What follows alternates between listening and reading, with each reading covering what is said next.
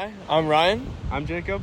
And we decided to do our research project on the San Onofre power plant and the controversial deconstruction of the plant. Surfing here has brought us lots of questions about the plant. And we know that it's shut down, but through our research we found out why. When this plant was first created, it supplied power for hundreds of thousands of homes.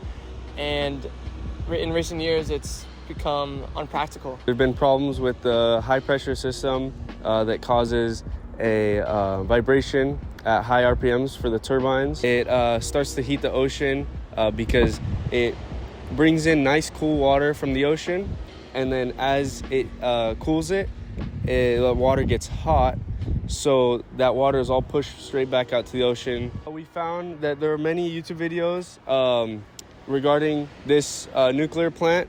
There's a guy who documents Edison, the power company that originally built these, telling the function and why they're decommissioned.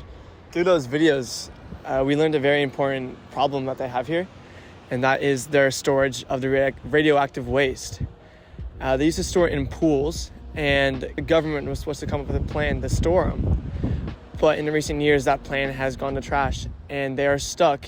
There's 3.5 million pounds of radioactive waste stored on site behind us in dry storage cells.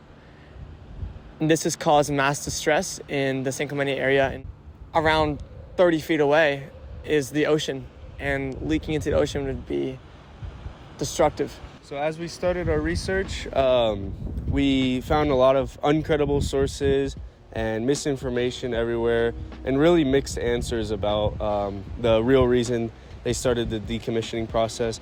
But as we looked further into it, we found ProQuest has a lot of credible sources that we were able to look and get a lot of good information off of those.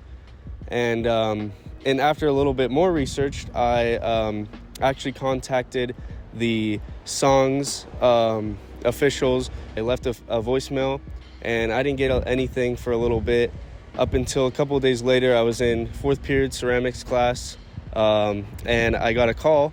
So I stepped outside, started talking to her, and she told me a lot of good information, actually.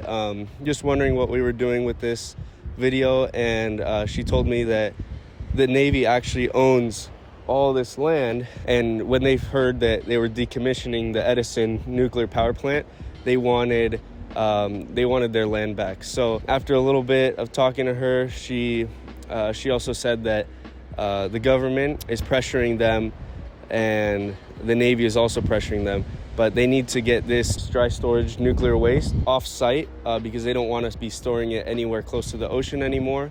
And the government is actually supposed to do their job in that, and the government is not doing their job. So yeah, that's pretty much it for that. Through the call with the lady, we realized that there are actually on-site tours that we can take, but the closest one was in February. Because of this, we tried to get as close as we can to on-site to get the best view of the power plant. To get here, we got off of school. We both have free 5th and 6th periods. So we got off of school, started driving over here. Went through a little bit of issues with gas. We couldn't get gas. My card kept declining. But eventually we got here. We found a parking spot over by the plant, but we got kicked out. We tried to get closer by parking another spot, got kicked out again. We kept getting kicked out. So we drove to San Onofre. We parked in San Onofre, hiked probably around a mile through the bushes, and now we're here on the edge of a cliff looking over the San Onofre power plant. So overall, the deconstruction of the San Onofre power plant has been a very complex and controversial process. While the plant's closure may have been necessary for safety reasons, the challenges and disagreements surrounding its deconstruction has highlighted the difficult issues surrounding nuclear power in the United States.